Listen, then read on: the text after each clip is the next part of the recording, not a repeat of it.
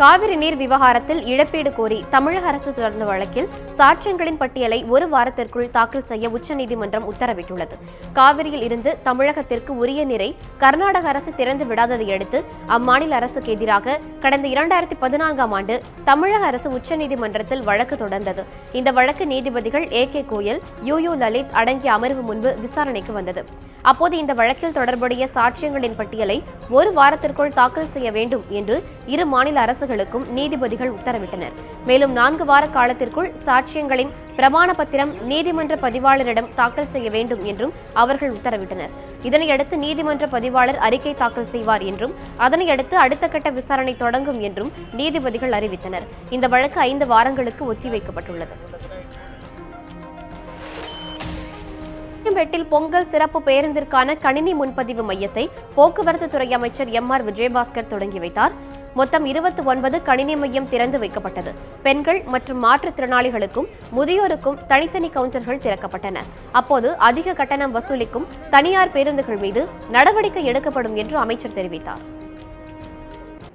பயணிகளுடைய சௌரியத்தை முன்னிட்டு அவங்க பாதுகாப்பாக ஊர் போய் சேருவதற்காக உண்டான ஏற்பாடுகள் அனைத்தையுமே தமிழக அரசு மாண்புமிகு இதயம் புரட்சித் தலைவி அம்மாவுடைய நல்லாசியோடு மதிப்புக்குரிய சின்னம்மா அவர்களும் மாண்புமிகு முதலமைச்சர் அவர்களும் எங்களுக்கு உத்தரவிட்டிருக்கிறார்கள். அதன் அடிப்படையில் சிறப்பான ஏற்பாடுகளை செய்திருக்கிறோம். எந்த விதமான சிரமம் இல்லாமல் சென்ற முறை தீபாவளியை விட இன்னும் சிறப்பான ஏற்பாடுகளை செய்திருக்கிறோம். கனரக வாகனங்கள் சென்னைக்குள் வருவதற்கு அந்த பீக் ஹவர்ஸில் சென்னைக்குள் வருவதை தடை செய்வதற்குண்டான ஏற்பாடுகளும் செய்திருக்கிறோம். அப்படி செய்யும் பொழுது இன்னும் போக்குவரத்து நெரிசல் குறையும். சென்னை கோயம்பேடு பேருந்து நிலையத்தில் விசாரணை என்ற பெயரில் போலீசார் தம்மை துன்புறுத்தியதாக பெண் பயணி ஒருவர் அமைச்சரிடம் புகார் அளித்ததால் பரபரப்பு ஏற்பட்டது. உடல்நிலை சரியில்லாமல் படுத்திருந்த தன்னிடம் காவலர்கள் கடுமையாக நடந்து கொண்டதாக தெரிவித்தார்.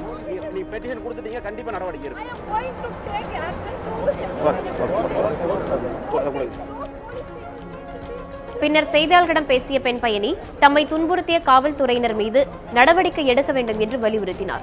தொடர்ந்து பேசிய அமைச்சர் விஜயபாஸ்கர் பெண் பயணியின் புகார் குறித்து விசாரணை நடத்தி உரிய நடவடிக்கை எடுக்கப்படும் என்று உறுதியளித்தார்.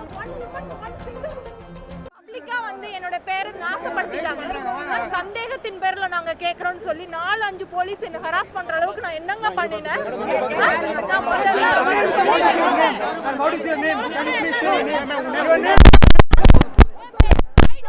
About anything to leave my identity. I am Annapurnam. I wanted to walk in this country freely. Single women, children need to be protected. Okay? In the name of safety, people are torturing the women. You cannot suspect every woman. Okay? வர சொல்லி அவங்க யார் விசாரிச்சாங்களோ அவங்கள வச்சு என்ன தப்பு இருந்தா கண்டிப்பா தண்டிக்கப்படும். வறட்சி தொடர்பாக அனைத்து மாவட்டங்களிலும் நடத்தப்பட்ட கள ஆய்வு தொடர்பான அறிக்கையை மாவட்ட ஆட்சியர்கள் இன்று வருவாய் நிர்வாக ஆணையரிடம் அளிக்க உள்ளனர். தமிழகத்தில் விவசாயம் பொய்த்ததால் 100க்கும் மேற்பட்ட விவசாயிகள் அதிர்ச்சியால் தற்கொலை செய்து கொண்டனர். இதனையடுத்து தமிழகத்தை வறட்சி மாநிலமாக அறிவிக்க கோரி விவசாயிகள் அரசியல் கட்சியினர் போராட்டத்தில் ஈடுபட்டதால் அனைத்து மாவட்டங்களிலும் உயர்மட்ட குழு அமைத்து கள ஆய்வு நடத்தப்பட்டது. இந்நிலையில் ஆய்வு முடிவு வருவாய் நிர்வாக ஆணையர் சத்யகோபாலிடம் இன்று சமர்ப்பிக்க உள்ளதாக கூறப்படுகிறது. அனைத்து மாவட்ட அறிக்கைகளும் பெற்ற பின்பு இன்று அல்லது நாளைக்குள் அரசிடம் அறிக்கைகள் சமர்ப்பிக்கப்படும் என்று வருவாய் நிர்வாக ஆணையர் சத்யகோபால் தெரிவித்தார். அதிமுக பொதுச் செயலாளர் சசிகலா 5வது மற்றும் இறுதி நாளாக இன்று கட்சி நிர்வாகிகளுடன் ஆலோசனை மேற்கொண்டார். இன்று காலை கோயம்புத்தூர், திருப்பூர், நீலகிரி உள்ளிட்ட மாவட்ட நிர்வாகிகள், சார்பு அணி செயலாளர்கள் மற்றும் பொதுக்குழு உறுப்பினர்கள் ஆகியோரோடு ராயப்பேட்டையில் உள்ள அக்கட்சியின் தலைமை அலுவலகத்தில் ஆலோசனை கூட்டம் நடத்தினார். முதலமைச்சர் O. பன்னீர்செல்வம் உள்ளிட்ட முக்கிய அமைச்சர்களும் மக்களவை துணை சபாநாயகர் தம்பிதுரை உள்ளிட்டோரும் இந்த ஆலோசனை கூட்டத்தில் பங்கேற்றனர். இந்த கூட்டத்தில் கட்சியை பலப்படுத்துவது தொடர்பாகவும் மாவட்ட நிர்வாகிகளுக்கு அறிவுரை வழங்கப்பட்டது. மேலும் எம்ஜிஆரின் 100வது பிறந்த நாளை சிறப்பாக கொண்டாடுவது குறித்தும் பேசப்பட்டதாக நிர்வாகிகள் தெரிவித்தனர். சென்னையில் LED விளக்கு வியாபாரத்தில் ஏற்பட்டுள்ள கைலாஷ் என்பவர் வீட்டில் 100 சவரன் நகை மற்றும் 4 கிலோ வெள்ளிப் பொருட்களை மர்ம நபர்கள் கொள்ளையடித்துச் சென்றனர். நேற்றிரவு தனது குடும்பத்தினருடன் கைலாஷ் உறங்கியதாக கூறப்படுகிறது. இந்நிலையில் நள்ளிரவு நேரத்தில் வீட்டுக்குள் புகுந்த மர்ம நபர்கள் பீரோவில் வைக்கப்பட்டிருந்த தங்க நகைகளை கொள்ளையடித்துச் சென்றுள்ளனர். இன்று காலை பீரோ திறந்து கிடந்ததை பார்த்தபோது நகைகள் காணாமல் போனதால் கைலாஷ் குடும்பத்தினர் அதிர்ச்சியடைந்தனர். இது தொடர்பாக பாண்டி பஜார் போலீசார் வழக்கு பதிந்து விசாரித்து வருகின்றனர். தடையை மீறி ஜல்லிக்கட்டு நடத்தப்படும் என்று கூறுபவர்கள் அவ்வாறு நடத்துவதால் வரக்கூடிய பிரச்சனைகளை கருத்தில் கொண்டு செயல்பட வேண்டும் என்று பாரதிய ஜனதா கட்சியின் தமிழக தலைவர் தமிழிசை சவுந்தரராஜன் தெரிவித்துள்ளார். சென்னை சாலிகிராமத்தில் போக்குவரத்து ஊழியர்களுக்கு பொங்கல் பரிசுகளை வழங்கிய பின்பு செய்தியாளர்களுக்கு பேட்டியளித்த தமிழிசை சவுந்தரராஜன் ஜல்லிக்கட்டு போட்டிகளை சட்ட ரீதியாக நடத்த மத்திய அரசு முழு முயற்சிகளை மேற்கொண்டு வருவதாக கூறினார். பெட்ரோல் பங்குகளில் டெபிட் மற்றும் கிரெடிட் கார்டு உபயோகத்திற்கு 1% சேவை வரி வசூலிக்கப்படும் விவகாரத்தில் பொதுமக்கள் பாதிக்கப்படாதவாறு மத்திய அரசு நல்ல முடிவை எடுக்கும் என்று தெரிவித்தார். நிரந்தர தீர்வு ஒன்று வேண்டும் என்ற காரணத்திற்காகத்தான் மத்திய அரசு மிக வலுவான வாதத்தை எடுத்து வைத்திருக்கிறார்கள். காளை காட்சி பொருள் அல்ல, இது ஒரு வீர விளையாட்டு என்று. இன்னும் சொல்ல போனால் இளைஞர்கள் ஒரு 5000 பேர் கூடியிருக்கிறார்கள். அவர்களின் மன உணர்வை நாம் மதிக்கிறோம். அதே நேரத்தில் சட்ட ரீதியாகவே இதற்கு அனுமதி பெற்று தர வேண்டும். ஏனென்றால் நிரந்தரமாக இதற்கு ஒரு தீர்வு வேண்டும். கிருஷ்ணகிரி மாவட்டம் பண்ணப்பள்ளியில் விளை நிலங்களுக்குள் புகுந்த 5 காட்டு யானைகளை வனத்துறை அதிகாரிகள் காட்டுக்குள் விரட்டியடித்தனர். ஒசூர் அடுத்த போடூர் பள்ளம் வனப்பகுதியில் கடந்த சில நாட்களாக 8 யானைகள் முகாமிட்டிருந்தன. இதில் 5 யானைகள் ஒரு குழுவாகவும் 2 யானைகள் மற்றொரு குழுவாகவும் ஒற்றை யானை பிரிந்தும் வனப்பகுதியில் சுற்றித் திரிந்ததால் மக்கள் வயல்களுக்கு செல்ல முடியாமல் சிரமம் அடைந்தனர். இந்நிலையில் உணவுக்காக அட்டக்குறுக்கி கிராம பகுதிக்குள் புகுந்த யானைகளை தகவல் அறிந்து வந்த வனத்துறை அதிகாரிகள் பொதுமக்கள் உதவியோடு போடூர் பள்ளம் காட்டிற்குள் விரட்டியடித்தனர். விருதுநகர் ஒன்றிய அதிமுக இலக்கிய அணி செயலாளர் மச்சராஜாவின் வீட்டிலிருந்து 63 பவுன் நகை கொள்ளையடிக்கப்பட்டுள்ளது. மச்சராஜா தனது குடும்பத்தினருடன் சென்னைக்கு சென்றிருந்தார். இதை அறிந்த மர்ம நபர்கள் அவரது வீட்டில் புகுந்து பீரோவில் இருந்த தங்கம் மற்றும் நகைகளை கொள்ளையடித்து சென்றுள்ளனர். சென்னையிலிருந்து வீட்டிற்கு வந்தபோதுதான் நகைகள் கொள்ளை போனது தெரியவந்தது. இது தொடர்பாக அளிக்கப்பட்ட புகாரின் பேரில் டிஎஸ்பி குமார் சம்பவ இடத்திற்கு வந்து விசாரணை மேற்கொண்டார். தொடர்ந்து கொள்ளையர்களை தேடும் பணி தீவிரமாக நடைபெற்று வருகின்றது. திருவண்ணாமலை அருகே உள்ள வேட்டவளம் மனோன்மணி அம்மன் ஆலயத்தில் விலை மதிப்பற்ற மரகத லிங்கம் கொள்ளையடிக்கப்பட்ட சம்பவம் பெரும் அதிர்ச்சியை ஏற்படுத்தியுள்ளது. வேட்டவளத்தில் முன்னாள் ஜமீனுக்கு சொந்தமான மனோன்மணி அம்மன் ஆலயத்தில் நேற்று மாலை வழக்கம் போல பூஜைகள் செய்யப்பட்டு கதவு பூட்டப்பட்டு அதன் சாவியை கோயில் அர்ச்சகர் சண்முகம் ஒப்படைக்கப்பட்டுள்ளது. இன்று காலை 5 மணிக்கு அவர் கோவிலை திறந்துள்ளார். அப்போது கோவிலில் இருந்த மரகத லிங்கம், வெள்ளி பொருட்கள், நாகபாசம், சர்ப்பம் உள்ளிட்டவை கொள்ளையடிக்கப்பட்டதை கண்டு அவர் அதிர்ச்சி அடைந்துள்ளார். கோவில் சுவற்றில் ஓட்டை போட்டு அனைத்தும் கொள்ளையடிக்கப்பட்டுள்ளன. இதுகுறித்து வேட்டவளம் காவல் நிலையத்தில் புகார் அளிக்கப்பட்டுள்ளது. வேட்டவளம் ஜமீன்தார் உட்பட வேட்டவளம் பொதுமக்கள் அனைவரும் பக்தர்கள் எல்லாம் கண்கலங்கி நின்று கொண்டிருக்கின்றோம். உடனடியாக காவல்துறைக்கு தெரிவிக்கப்பட்டு உயர் அதிகாரிகள் அனைவரும் வந்திருக்கின்றார்கள். உயரிய நடவடிக்கை எடுத்துக் கொண்டிருக்கின்றார்கள். எங்கள் ஜமீனுக்கு சொந்தமான எங்கள் பக்தர்கள் வணங்கி வந்த அந்த மரகதலிங்கம் மீண்டும் கிடைக்கும் என்ற நம்பிக்கை எங்களுக்கு இருக்கின்றது. காவல்துறையெல்லாம் உயரிய நடவடிக்கை எடுத்துக் கொண்டிருக்கிறது. நாகர்கோவிலில் மதுவினால் ஏற்படும் தீமைகள் மற்றும் மது விழிப்புணர்வு கிராமிய கலை நிகழ்ச்சிகள் நடத்தப்பட்டது. மது அருந்துவதால் ஏற்படும் உடல் பாதிப்புகள் குறித்து அரசு சார்பில் பொதுமக்களிடம் விழிப்புணர்வு நடவடிக்கைகள் மேற்கொள்ளப்பட்டு வருகின்றது. அதன் தொடர்ச்சியாக கிராமிய கலை நிகழ்ச்சிகள் மூலம் விழிப்புணர்வு ஏற்படுத்தப்பட்டன. நாகர்கோவிலில் உள்ள ஆட்சியர் அலுவலக வளாகத்தில் நடைபெற்ற நிகழ்ச்சியில் மாவட்ட ஆட்சியர் சஜன் சிங் சவான் உள்ளிட்ட அதிகாரிகள் கலந்து கொண்டனர். மதுவுக்கு எதிராக இளைஞர்கள், இளம் பெண்கள் தாரை தப்பட்டை அடித்து ஆடியது பார்வையாளர்களை வெகுவாக கவர்ந்தது.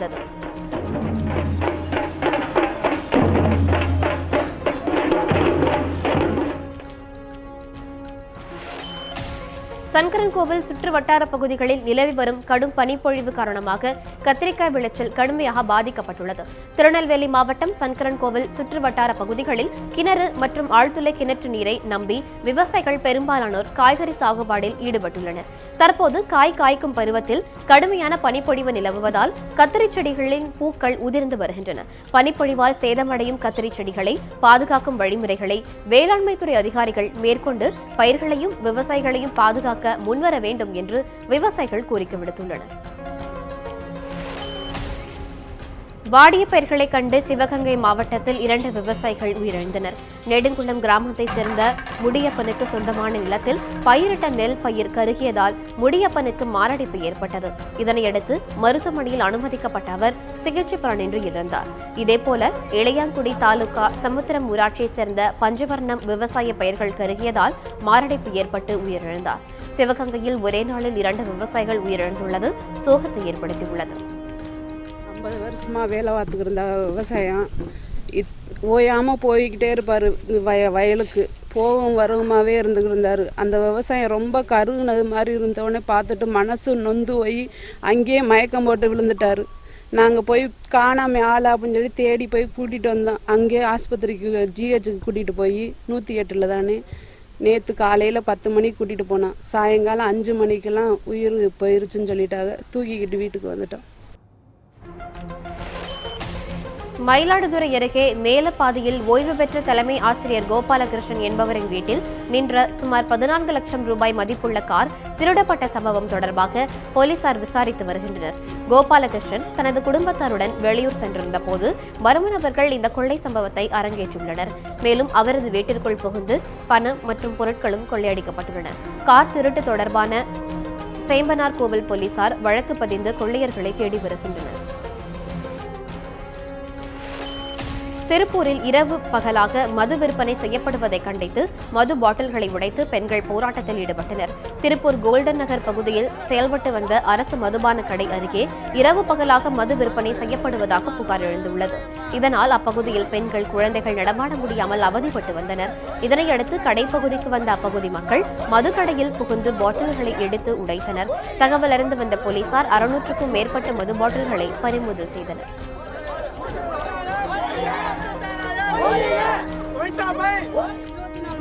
பார் ஓப்பன்லேயே தான் இருக்குதுங்க. இப்போ நாங்கள் பாருங்க, போன வாரம் கேஸ் தேட்டர் முன்னாடி ஒரு ஆள் வந்து குடிச்சு செத்து போயிட்டாங்க. இதே மாதிரி 2 தடவை ஏற்கனவே நடந்திருக்கு. ஒரு பொம்பளை பிள்ளைங்க ஸ்கூல் கூட அந்த வழியே போக முடியலைங்க. பயங்கரமாக குடிச்சிட்டு அக்ரூம் பண்ணுறாங்க. எங்களாலே தாங்க முடியாதனால தான் இன்றைக்கி நாங்கள் போராட்டம் பண்ணுறாங்க. பாட்டிலாம் அடித்து உடச்சிக்கிறாங்க. இன்றைக்கி நாங்கள் 600 பாட்டில் பிடிச்சி வச்சிருக்கிறோங்க. நெல்லை மாவட்டம் புளியரை பகுதியில் சுற்றித் திரிந்த சிறுத்தை புலியை வனத்துறையினர் கூண்டு வைத்து பிடித்தனர். தமிழக கேரள எல்லைப் பகுதியான புளியரை, குண்டாறு பகுதிகளில் சிறுத்தை புலி நடமாட்டம் அதிகரித்ததாக கூறப்படுகிறது. மேலும் ஆடு, மாடு உள்ளிட்ட விலங்குகளையும் தொடர்ந்து தாக்கி வந்ததால் மக்கள் அதிர்ச்சி அடைந்தனர். இந்நிலையில் எக்கோ டூரிசம் சுற்றுச்சூழல் பூங்கா அமைந்துள்ள தென்மலை பகுதியில் சிறுத்தை புலி நடமாட்டம் இருந்து வந்ததை அடுத்து பொதுமக்கள் கூண்டு வைத்து பிடிக்குமாறு கோரிக்கை விடுத்தனர். இதனையடுத்து வனத்துறை அதிகாரிகள் கடச்சேரி பகுதியில் கூண்டு வைத்து சிறுத்தை புலியை பிடித்தனர். இதனால் அப்பகுதி மக்கள் மகிழ்ச்சியடைந்தனர். தருமபுரி மாவட்டத்தில் கால்நடைகளுக்கான தீவன தட்டுப்பாட்டை தொடர்ந்து குடிநீர் தட்டுப்பாடு ஏற்பட்டுள்ளது. தமிழகத்தில் கால்நடை வளர்ப்பில் முக்கிய பங்கு வகிக்கும் தருமபுரி மாவட்டத்தில் கடும் வறட்சி ஏற்பட்டுள்ளது. இதனால் அப்பகுதி மக்கள் கடுமையாக பாதிக்கப்பட்டுள்ள நிலையில் ஒகேனக்கல் கூட்டு குடிநீர் திட்டம் கேள்விக்குறியாகி உள்ளது. இந்நிலையில் குடிநீர் தட்டுப்பாட்டால் கால்நடைகள் குடிக்க நீரின்றி தவித்து வருவதாக அப்பகுதி மக்கள் வேதனை தெரிவித்துள்ளனர். டிஎன்பிஎஸ்சி உறுப்பினர்கள் நியமனத்தை ரத்து செய்த சென்னை உயர்நீதிமன்ற உத்தரவுக்கு தடை விதிக்க முடியாது என்று உச்சநீதிமன்றம் உத்தரவிட்டுள்ளது. டிஎன்பிஎஸ்சி உறுப்பினர்களாக 11 பேரை தமிழக அரசு நியமித்தது தொடர்பாக சென்னை உயர்நீதிமன்றத்தில் திமுகவின் டி.கே. இளங்கோவன், பாமகவின் பாலு உள்ளிட்டோர் தொடர்ந்த வழக்கில் தமிழக அரசு நியமனத்தை ரத்து செய்து உத்தரவிட்டது. இந்த உத்தரவை எதிர்த்து தமிழக அரசு உச்சநீதிமன்றத்தில் மேல்முறையீடு செய்தது. இந்த மனு உச்சநீதிமன்ற தலைமை நீதிபதி ஜே.எஸ். கெஹர் அமர்வு முன்பு இன்று விசாரணைக்கு வந்தது. தமிழக அரசு சார்பில் ஆஜரான அட்டார்னி ஜெனரல் முகுல் ரோத்தகி உரிய விதிமுறைகளின்படியே டிஎன்பிஎஸ்சி 11 அதிகாரிகள் நியமிக்கப்பட்டதாக தெரிவித்தார். இதை கேட்ட தலைமை நீதிபதி ஜே.எஸ். கெஹர் டிஎன்பிஎஸ்சி அதிகாரிகள் நியமனத்தில் விதிமீறல் நடந்துள்ளதால் சென்னை உயர்நீதிமன்ற உத்தரவுக்கு தடை விதிக்க முடியாது என்று உத்தரவிட்டனர். இந்த நியமனத்திற்கு உரிய விளம்பரம் செய்யப்படாமல் ஒரே முறையில் நியமித்தது தவறானது என்றும் நீதிபதிகள் கண்டனம் தெரிவித்தனர். மாநில நலனை பாதிக்கும் இந்த விவகாரத்தில் தமிழக அரசின் செயல்பாடு கண்டனத்திற்குரியது என்றும் நீதிபதிகள் குறிப்பிட்டனர். மேலும் இந்த விவகாரம் தொடர்பாக வழக்கு தொடுத்தவர்கள் விளக்கம் அளிக்கும்படி நோட்டீஸ் அனுப்பவும் உத்தரவிட்டனர். இந்த வழக்கு மீதான விசாரணை பிற்பகலில் தொடரும் என்றும் தெரிவித்து வழக்கை ஒத்திவைத்தனர். பிரதமர் மோடியின் புகைப்படம் ஒன்று சமூக வலைதளங்களில் வைரலாகி வருகிறது. பொதுக்கூட்ட மேடை ஒன்றில் அத்வானி, அருண் ஜேட்லி, சுஷ்மா ஸ்வராஜ், நிதின் கட்கரி போன்றோர் அமர்ந்திருக்க பின்னால் மோடி நின்று கொண்டிருப்பது போன்ற புகைப்படம் தற்போது வலைதளவாசிகளால் பகிரப்பட்டு வருகிறது. மோடி தேசிய அரசியலுக்கு பரிச்சயமில்லாத 2010ஆம் ஆண்டு இந்த புகைப்படம் எடுக்கப்பட்டிருக்கலாம் என்று கூறப்படுகிறது. காலம் யாரை எப்படி வேண்டுமானாலும் மாற்றும் என கூறி இந்த புகைப்படத்தை பகிர்ந்து வருகின்றனர். இத்துடன் எக்ஸ்பிரஸ் நியூஸ் நிறைவுற்றது. தொடர்ந்து இணைந்திருங்கள் நியூஸ் தமிழோடு.